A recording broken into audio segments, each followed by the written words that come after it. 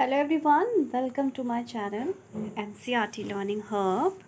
Here we are going to read chapter number 9 from the book An Alien Hand of class 7th, and the chapter name is A Tiger in the House, Ghar Mein Baag.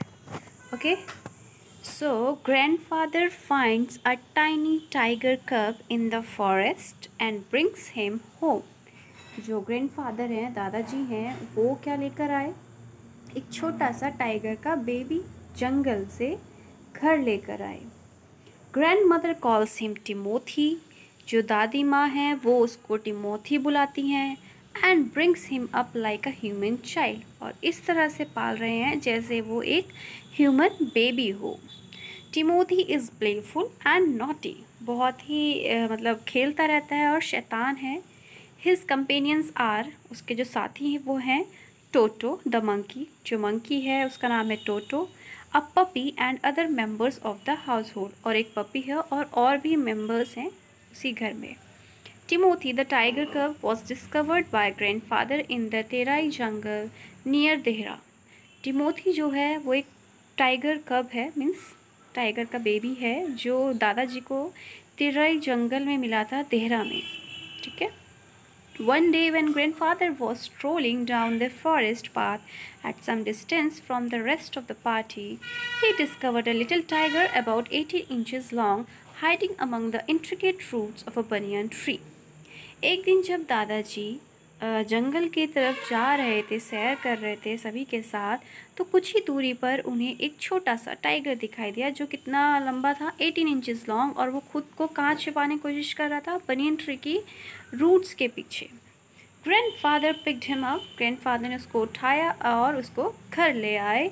He had the distinction of being the only member of the party to have bagged any game dead or alive. मतलब घर में वो इतना काफ़ी चहीता था सबका कि उसे कुछ भी करने का पूरी आज़ादी थी, वो कुछ भी कर सकता था.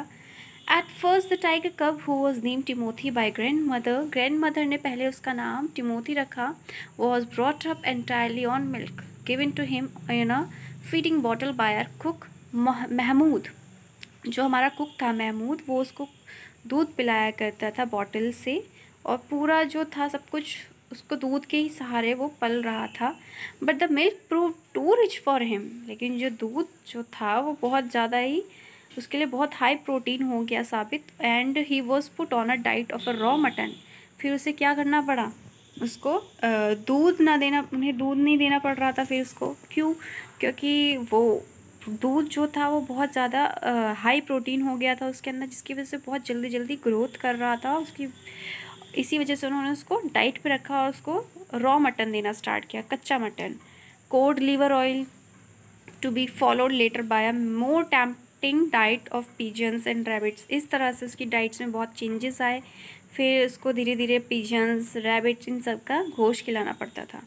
Timothy was provided with two companions, Toto the monkey, who was bold enough to pull the younger tiger by the tail. मतलब उसको एक साथी मिला,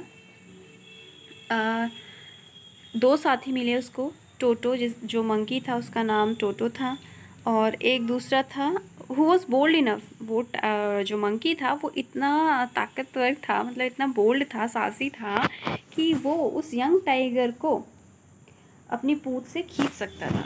and then climb up the curtains. फिर कभी वो पर्दों पर चढ़ता अगर टिमोथी अपना गुस्सा लॉस कर देता था. वो परेशान तो करता, उसको अपनी पूँछ से पकड़ पकड़ के खींचता था, लेकिन जब उसे लगता था कि टिमोथी को गुस्सा आ गया तो वो पर्दों पर चढ़ जाता था. And a small mongrel puppy. और जो पपी था उसका नाम था mongrel. Found on the road by grandfather. ये भी उस दादाजी को कहाँ मिला था? रोड पर मिला था. At first Timothy appear to be quite afraid of the puppy. पहले पहले तो जो टिमोथी था वो उस पपी से डरता था. And darted back with a spring if it came too near. जब वो उसके पास आता था पपी तो वो डर जाता था और छलांग मार के पीछे हो जाता था. He would make absurd dashes at it with his large forepaws and then retreat to a ridiculously safe distance. Starting में वो बहुत डरता था, वो अपने पंजों से अपने आप को बचाने की कोशिश करता था, और उसने धीरे धीरे अपने डिस्टेंस भी मेंटेन कर लिया था. Finally he allowed the puppy to crawl on his back and rest there. लेकिन धीरे धीरे उनमें दोस्ती भी हो गई और उसने पपी को अलाउड कर दिया उसकी बैक पे बैठना. One of Timothy's favorite amusement was to stalk anyone who would play with him, and so when I came to live with grandfather, I became one of the tiger's favorites. Timothy का favourite entertainment ये था कि वो घूरता रहता था सबको और उन्हीं के साथ खेलता था. जिसको कंटिन्यूसली घूरता रहता और वो उसका दोस्त बन जाता, उसके साथ खेलता. एंड जब मैं दादाजी के घर में रहने के लिए आया तो I became one of the tiger's favourite और टिमोथी का फेवरेट मैं बन गया था.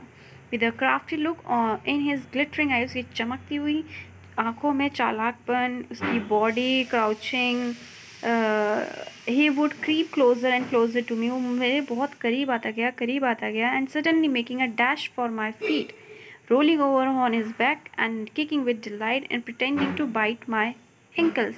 लेकिन धीरे धीरे मतलब वो मेरे पंजे मारने लगा और मुझ पे चढ़ने की कोशिश करता था, मुझे किक मारता था और ऐसे प्रिटेंड करता था कि वो मेरे एंकल्स को, एडियो को खा जाएगा.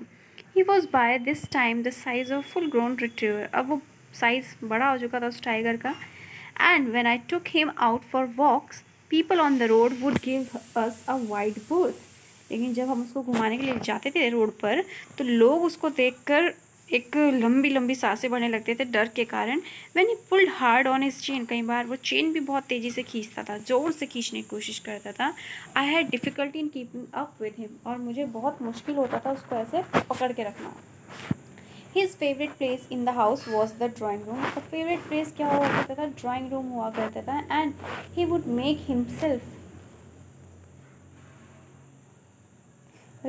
Himself comfortable on the long sofa. और उसे ड्राइंग रूम में जो लंबा सोफ़ा था उस पर बैठना बड़ा कंफर्टेबल फील होता था. Reclining there with a great dignity, जैसे शान से बैठते हैं तो उसको वहाँ बैठकर बड़ा शान वाली फीलिंग आती थी. And snarling at anybody who try to get him off, और उस पर क्या करता? घुर्राने की कोशिश करता जो उसको वहाँ से नीचे उतारने की कोशिश करता.